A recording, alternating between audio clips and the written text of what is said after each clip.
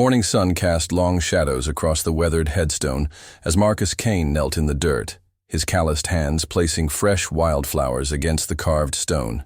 The inscription read simply, "Sarah Kane, beloved daughter, age 7, taken too soon."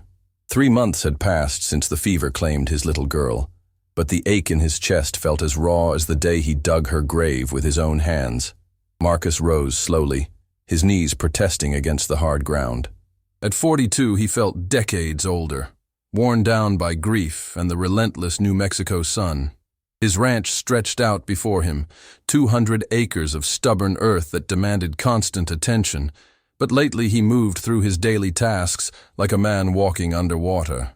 The silence that once brought him peace now echoed with memories of Sarah's laughter, her small feet running across the wooden floors, her voice calling out, "Papa," when she woke from nightmares. He pulled his worn hat low over his eyes and walked back toward the house, a modest 2-room structure he had built with his own hands when Sarah was just a baby. Her mother had died in childbirth, leaving Marcus to raise the girl alone. For 7 precious years, it had been just the two of them against the world. Now it was just him, and the emptiness felt like a physical weight pressing down on his shoulders. The sound of hoofbeats broke through his brooding thoughts. Marcus looked up to see a dust cloud approaching from the east, moving fast. He walked to the porch and grabbed his rifle, not out of hostility, but from habit. In this territory, unexpected visitors could mean trouble, and a man alone had to be prepared for anything. 3 riders emerged from the dust, their horses lathered with sweat. Marcus recognized the lead rider immediately, Sheriff Bill Hawkins from the town of Mesilla, 20 miles south. The other 2 were deputies, young men Marcus had seen around town but never spoken to. All 3 looked grim, their faces set with the kind of tension that spoke of urgent business. "Marcus," Sheriff Hawkins called out as he reined in his horse. "We need your help." Marcus lowered his rifle but kept it ready. "What kind of help?" Hawkins dismounted, his spurs jingling against the ground. He was a big man, thick around the middle but still strong, with gray stubble covering his weathered face. "There was an attack 2 days ago, Apache raid on the Henderson place, about 15 miles northeast of here. Whole family wiped out except for one." Marcus felt his stomach tighten. The Hendersons were good people, quiet folk who kept to themselves and never bothered anyone. Who survived? Girl. Apache girl, maybe 12 or 13 years old. We found her hiding in the root cellar, half dead from thirst and terror. Near as we can figure, she was being held there when the attack happened. Probably been their prisoner for weeks, maybe months. One of the deputies, a young man with nervous eyes, spoke up. "Thing is, Mr. Kane, we don't know what to do with her. She won't talk, won't eat much, just sits there shaking like a leaf in a windstorm." Doc Peterson looked her over, said she's been hurt bad. Real bad. Marcus frowned. "Why are you telling me this?" Sheriff Hawkins removed his hat and wiped the sweat from his forehead. "Because you lost your little girl, Marcus. And this child, she's lost everything too. Doc says she needs somewhere quiet to heal, somewhere away from all the folks in town who keep staring at her like she's some kind of wild animal. Thought maybe you'd understand what she's going through better than most." The suggestion hit Marcus like a physical blow. The idea of having another child in his house, sleeping in Sarah's bed, sitting at Sarah's place at the table, felt like a betrayal of his daughter's memory. But as he looked at the sheriff's earnest face, he couldn't help but think about his own little girl. How frightened she had been during those final days of fever. How desperately she had clung to him. "I don't know anything about raising an Apache child," Marcus said finally. "Don't think she needs raising so much as healing," Hawkins replied. "And healing? Well, that's something you're working on yourself, isn't it?" The words stung because they were true. Marcus had been barely existing since Sarah's death, going through the motions of life without really living. Maybe caring for someone else, someone who was hurting as much as he was, might give him a purpose beyond his grief. "Where is she now?" Marcus asked. "In town, staying with the doctor's wife. But Martha Peterson's got her hands full with 3 young ones of her own, and the girl just huddles in the corner like a scared rabbit. Won't let anyone touch her except to tend her wounds. Flinches every time someone speaks too loud." Marcus thought about Sarah, how she used to have nightmares about monsters under her bed. He would sit with her until she fell asleep, stroking her hair and humming old songs his own mother had sung to him. Maybe this Apache girl needed someone who understood that kind of fear, that kind of vulnerability. "What's her name?" Marcus asked. The sheriff shrugged. "Don't know. She won't talk, not even in her own language. Doc thinks she might be too scared to speak, or maybe she's just given up hope that anyone will understand her." Marcus looked back towards Sarah's grave, visible in the distance as a small mound of earth beneath the cottonwood tree. His daughter would have wanted him to help. Sarah had always been drawn to hurt animals, bringing home injured birds and rabbits, begging her father to help them heal. Maybe this was Sarah's way of telling him to keep going, to find meaning in helping someone else. "Bring her here," Marcus said quietly. Sheriff Hawkins nodded, relief evident on his face. "I'll have her here by evening. And Marcus, thank you. This girl, she's been through hell. Maybe being with someone who understands loss will help her find her way back." After the men rode away, Marcus stood on his porch for a long time, staring out at the vast expanse of desert and sky.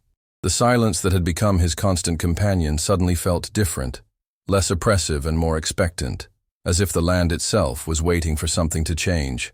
He walked back into the house and looked around with new eyes.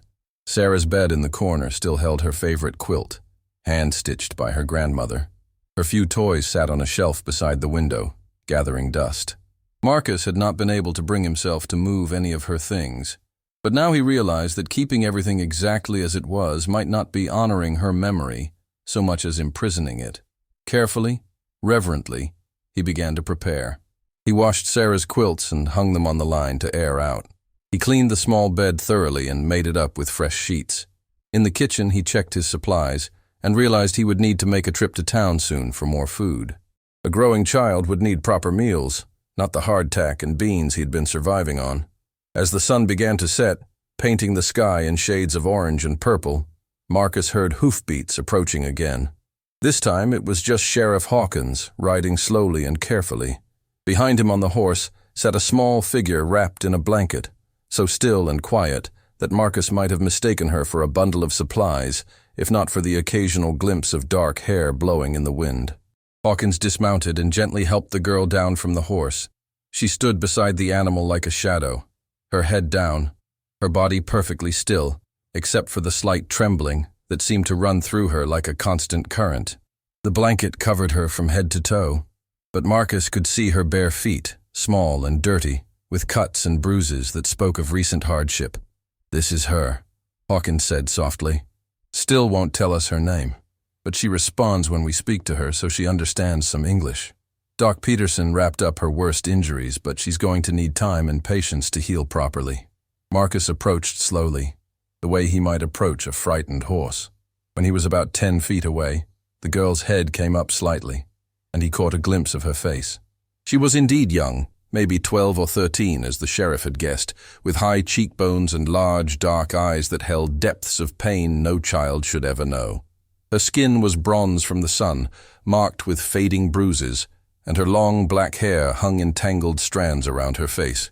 "Hello?" Marcus said quietly. "My name is Marcus. You're going to stay with me for a while." The girl's eyes flicked to his face for just an instant before dropping back to the ground. She made no sound, gave no indication that she had heard him, but something in her posture suggested she was listening to every word. Sheriff Hawkins handed Marcus a small bundle. Her clothes, what's left of them. Doc's wife put together some things she thought might fit. Nothing fancy but clean and mended. There's also a jar of salve for her wounds and some laudanum if the pain gets too bad at night. Marcus took the bundle and nodded. "I'll take good care of her. I know you will."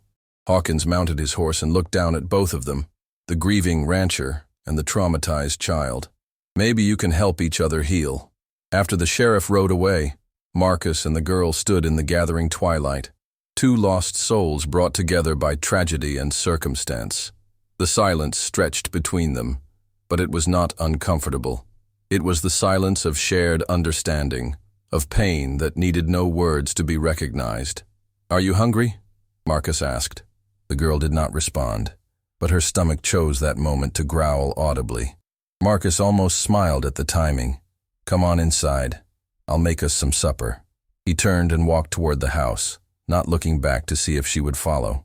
After a moment, he heard the soft whisper of bare feet on dirt behind him. She was following at a distance, like a wild animal that had decided to trust just enough to accept food, but was ready to bolt at the first sign of danger. Inside the house, Marcus lit the oil lamp and began preparing a simple meal of beans and cornbread. He was aware of the girl standing just inside the doorway, still wrapped in her blanket, taking in her surroundings with quick, careful glances. Her eyes lingered on Sarah's toys on the shelf, the small bed in the corner, the child-sized chair at the kitchen table. When the food was ready, Marcus set 2 plates on the table and gestured for her to sit. She approached cautiously, settling into Sarah's chair with obvious reluctance. The blanket fell away from her shoulders, revealing a simple cotton dress that was too big for her thin frame. Her arms were marked with healing cuts and old bruises, evidence of the trauma she had endured.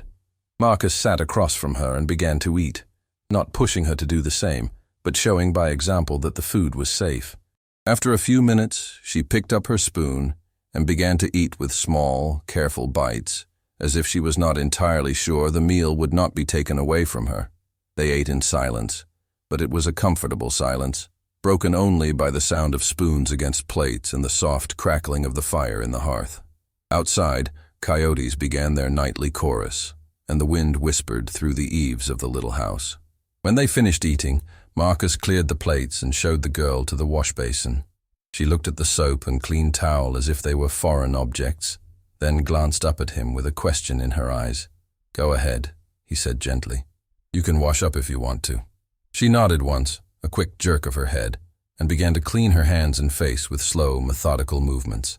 The water in the basin turned gray with dust and dried blood, and Marcus made a mental note to heat more water tomorrow so she could have a proper bath if she wanted one. When she was finished, he showed her to the bed, pulling back the clean quilts Sarah's grandmother had made. The girl stared at the bed for a long moment, then looked up at Marcus with something that might have been gratitude flickering in her dark eyes. "Sleep well," Marcus said softly. "You're safe here." He turned down the lamp and settled into his own bed on the other side of the room, the same place he had slept since Sarah's death, because he could not bear to return to the larger bed in the back room, where he had once slept with his wife. As he listened to the girl's breathing gradually slow and deepen, Marcus found himself thinking about Sarah, about the way she used to talk in her sleep, murmuring fragments of dreams and childhood concerns. This girl made no sound at all, even in sleep, as if she had learned that silence was the key to survival. But Marcus could hear her presence in the room, the soft rhythm of her breathing, the occasional rustle of quilts as she shifted position. For the first time in months, he was not alone with his grief. As he drifted off to sleep, Marcus found himself hoping that tomorrow would bring some small sign of progress, some indication that this broken child might begin to heal in the safety of his home. He did not know if he was the right person to help her, but he was willing to try. Maybe in trying to heal her wounds, he might begin to heal his own. The first week passed like a careful dance between 2 wounded souls. The Apache girl moved through the house like a ghost, quiet and watchful, never quite relaxing but slowly growing accustomed to the rhythms of Marcus's daily routine. She would rise before dawn, long before Marcus stirred, and he would often find her sitting by the window, staring out at the desert as if searching for something that would never come. Marcus learned to move slowly around her, to announce his presence with small sounds so he would not startle her. He spoke in low, calm tones when he had to address her directly, though she never responded with words. But her eyes followed him as he went about his chores, and sometimes he caught her studying his face with an intensity that suggested she was trying to understand something important about him. On the 4th day, Marcus found her standing beside Sarah's grave, her small hands pressed against the weathered headstone. She traced the carved letters with one finger, her lips moving silently as if she was trying to sound out the words. When she noticed Marcus watching, she stepped back quickly, her body tensing for flight. "It's all right," Marcus said softly. "That's my daughter, Sarah. She died 3 months ago." The girl looked from the grave to Marcus's face, and for a moment he saw something flicker in her dark eyes. Recognition, perhaps. The understanding that they shared the same kind of loss. That evening, as they sat down to their usual quiet supper, the girl did something unexpected. She reached across the table and touched Marcus's hand briefly. so lightly he might have imagined it. When he looked up at her, she was staring at her plate, but he could have sworn he saw the ghost of sympathy in her expression. It was on the 7th day that everything changed. Marcus was mending fence posts in the far pasture, when he heard a sound that made his blood run cold. Screaming. High-pitched, desperate, filled with terror. He dropped his tools and ran toward the house, his heart pounding with memories of Sarah's final fever-induced delirium. He found the girl in the kitchen, backed into a corner, her eyes wide with panic. She was making sounds now, broken words in Apache mixed with English, her voice hoarse from screaming. Her whole body shook with violent tremors, and she clutched at her dress with white-knuckled fists. Hey, it's all right, Marcus said, approaching slowly with his hands visible. You're safe. Nothing's going to hurt you. But the girl was somewhere else, lost in whatever nightmare had seized her. She pressed herself further into the corner, her breathing rapid and shallow. Marcus could see the raw terror in her eyes, the same look Sarah had worn during her worst moments of illness, when the fever made her see things that were not there. Marcus sat down on the floor several feet away from her, making himself smaller and less threatening. He began to speak, not about anything in particular, just letting his voice fill the silence with calm, steady words. He talked about the weather, about the horses in the pasture, about how Sarah used to be afraid of thunderstorms, but loved to watch them from the safety of the porch. Gradually, very gradually, the girl's breathing began to slow. The wild look in her eyes faded, replaced by confusion and embarrassment. She looked around the kitchen as if seeing it for the first time, then at Marcus sitting patiently on the floor. Bad dream? Marcus asked gently. The girl stared at him for a long moment, then nodded once. It was the first clear communication she had given him since her arrival. They happen, Marcus said. Dreams about things we've lost, things we've seen. Sarah used to have them too, especially when she was sick. The girl's eyes widened slightly at the mention of Sarah's name. She looked toward the small bed in the corner, then back at Marcus. You want to tell me about it? Marcus asked, though he did not expect an answer. To his surprise, the girl opened her mouth and spoke, her voice barely above a whisper, and heavily accented but clearly English. Fire, she said. Always fire. Marcus felt his chest tighten. He could only imagine what images haunted her dreams, what memories of violence and loss played out behind her closed eyes every night. Fire can't hurt you here, he said simply. This place is safe. The girl studied his face with those dark, serious eyes, as if weighing whether or not to believe him. Finally, she nodded again, and some of the tension left her small frame. That night, Marcus heard her crying for the first time. Soft, muffled sobs that seemed to come from somewhere deep inside her chest. He lay in his own bed, staring at the ceiling, fighting the urge to go to her. She needed to grieve, just as he had needed to grieve for Sarah. But knowing that did not make it easier to listen to. The next morning, the girl was up before dawn as usual, but instead of sitting by the window, Marcus found her in the kitchen, attempting to prepare breakfast. She had managed to get a fire going in the stove and was standing before it with a pan in her hands, but her whole body was rigid with tension. I can do that, Marcus offered, but she shook her head firmly. I help, she said, the words slow and careful, but determined. Marcus nodded and stepped back, letting her work. She moved with obvious fear around the flames, but she persevered, cooking eggs and heating leftover cornbread with shaking hands. When she was finished, she served him first, then herself, and Marcus noticed that she had given him the larger portion. Thank you, he said, and meant it. What's your name? The girl hesitated, then spoke so quietly he had to strain to hear her. Ayana. Marcus repeated the name carefully, trying to get the pronunciation right. Ayana. That's a beautiful name. For the first time since her arrival, Ayana smiled. It was just a tiny curve of her lips, gone almost before it appeared, but it transformed her entire face. Marcus realized that beneath the trauma and fear, she was still a child, still capable of moments of simple happiness. From that day forward, their relationship began to change. Ayana started helping with more of the household tasks, always asking permission with her eyes before touching anything that had belonged to Sarah. She learned Marcus's routines and anticipated his needs, setting out his tools before he asked for them, having coffee ready when he came in from his morning chores. But it was not just domestic cooperation. Something deeper was growing between them, a bond forged from shared loss and mutual understanding. Marcus found himself looking forward to her presence at meals, to the small sounds she made as she moved through the house, to the rare occasions when she spoke aloud. Ayanna began to venture outside more often, at first staying close to the house but gradually exploring the immediate area around the ranch. Marcus would watch her from a distance as she examined everything with the careful attention of someone who had learned to be constantly aware of her surroundings. She seemed particularly drawn to the horses, though she kept her distance from them. One evening, as they sat on the porch watching the sunset paint the sky in brilliant oranges and purples, Ayanna spoke without prompting. "My family," she said slowly, "also gone." Marcus nodded, not pushing for details, but letting her know he was listening.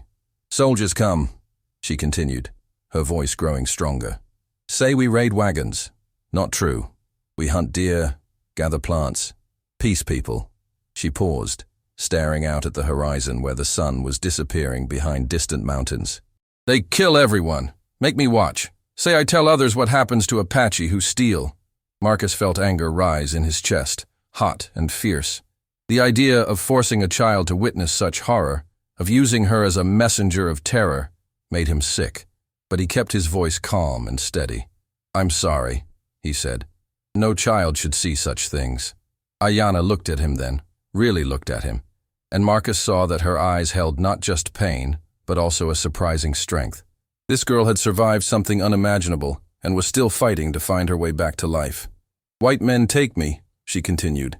"Trade me to other white men. They hurt me, make me work. I try run many times, always catch me. Then that place, where sheriff find me. Man there, he was worst of all." She shivered despite the warm evening air, and Marcus had to clench his fists to keep from reaching out to comfort her. He understood now why she had been so afraid, why every loud noise made her flinch, why she watched doors and windows as if calculating escape routes. "You don't have to talk about it," Marcus said gently. "Not until you're ready." Ayanna shook her head. "Need to say. Need someone know truth." They sat in silence for a while, watching the stars emerge in the darkening sky. Finally, Ayanna spoke again. "Sarah, you tell me about her?" Marcus felt his throat tighten, but he found that for the first time since his daughter's death, he wanted to talk about her. Not about her illness or her final days, but about the bright, curious child she had been. "She was 7, he began. Loved animals more than anything, always bringing home hurt creatures, begging me to help them heal. She had a pet rabbit named Snowball that followed her around like a dog." Ayanna listened intently as Marcus shared memory after memory. Sarah's first successful attempt at baking bread, which had turned out hard as stone, but which Marcus had eaten every bite of anyway. The way she used to dance around the kitchen while he cooked dinner, singing songs she made up on the spot. Her determination to learn to read, practicing with the same worn Bible every night, until she could sound out most of the words. "She would have liked you," Marcus said finally. She had a soft spot for anyone who was hurting. Ayanna was quiet for a long moment, then said something that surprised him. "I feel her. In house. Not scared feeling. Good feeling. Like she say, okay." Marcus blinked back sudden tears. He had felt something similar, as if Sarah's presence in the house had shifted from sorrowful to protective, as if she approved of Ayanna's presence there. The breakthrough came 3 weeks after Ayanna's arrival, on a day that started like any other but ended with both of them changed forever. Marcus was in the barn, tending to a mare that was due to foal any day, when he heard Ayanna calling his name from the house. There was urgency in her voice, but not panic, so he finished what he was doing before heading inside. He found her standing beside the kitchen table, holding something in her hands. As he got closer, he realized it was Sarah's favorite doll, a simple rag creation with yarn hair and button eyes that had been Sarah's constant companion. "Found in box," Ayanna said, her voice uncertain. "Under bed. Should I put back?" Marcus stared at the doll, remembering how Sarah had clutched it during her final illness, how she had whispered secrets to it when she thought no one was listening. He had packed it away after her death because seeing it was too painful, but now, held in Ayanna's careful hands, it seemed like something else entirely. "She would want you to have it," Marcus said, and realized he meant it completely. Ayana's eyes widened. For me? Sarah always shared her toys with anyone who needed them. I think she'd be happy knowing someone was taking care of her doll. Ayana clutched the doll to her chest, and Marcus saw tears running down her cheeks. But these were not tears of sadness or fear. They were tears of gratitude, of being accepted, of finally having something that belonged to her in this new life she was building. That night, for the first time since her arrival, Ayana slept soundly through the night. Marcus could hear her breathing, deep and even, untroubled by nightmares. And for the first time since Sarah's death, Marcus slept peacefully too, knowing that his daughter's memory lived on in the simple act of kindness, in the gift of comfort passed from one lost child to another. The next morning brought unexpected visitors. Marcus was teaching Ayana how to curry the horses when they heard the sound of multiple riders approaching. 6 men on horseback crested the hill, their faces hard and their weapons visible. Marcus recognized the leader as Tom Brennan, a rancher from 20 miles east who had a reputation for being quick to anger and slow to forgive. "Stay behind me," Marcus told Ayana quietly, and she immediately moved to stand in his shadow. Brennan and his men dismounted, their spurs jingling in the morning air. The leader was a big man with a thick mustache and cold blue eyes that swept over Marcus and Ayana with obvious distaste. "Kane," Brennan said, his voice carrying the authority of someone used to being obeyed. "Heard you're harboring an Apache. That true?" Marcus kept his voice steady. "I'm caring for a child who was orphaned, same as any Christian man would do." Brennan spat into the dirt. "Christian man wouldn't be housing a savage. Apaches killed my brother last year. Burned his ranch, murdered his wife and kids. Every one of them devils should be wiped off the face of the earth." Behind Marcus, Ayana had gone completely still. He could feel her fear like a physical presence, but she did not run. She stood her ground, trusting him to protect her. "This child had nothing to do with your brother's death," Marcus said firmly. "She's been through enough without you adding to her troubles." One of Brennan's men, a younger man with nervous eyes, spoke up. "Word is she was being held by the Hendersons when they got killed. Maybe she was part of the raid. Maybe she led them there." Marcus felt anger flare in his chest. "She's 12 years old. She was a prisoner, not a participant." Brennan stepped closer, his hand resting on the butt of his pistol. "Apache is Apache, Kane. Young ones grow up to be old ones. You're making a mistake keeping her here." "The only mistake would be turning away a child who needs help," Marcus replied. "Now I'll ask you to leave my property." The tension in the air was thick enough to cut. For a moment, Marcus thought Brennan might draw his weapon, might force this confrontation to its violent conclusion. But then, the rancher seemed to think better of it. He was outnumbered only in terms of righteousness, not firepower, but something in Marcus's steady gaze seemed to give him pause. "This isn't over, Kane," Brennan said finally. "That girl brings nothing but trouble. Mark my words, you'll regret this." The men mounted up and rode away, but their threat hung in the air like smoke from a distant fire. Marcus watched until they disappeared over the hill, then turned to check on Ayana. She was pale but composed, her small hands clenched into fists at her sides. "They come back?" she asked quietly. Marcus considered lying, offering false reassurance, but Ayana deserved the truth.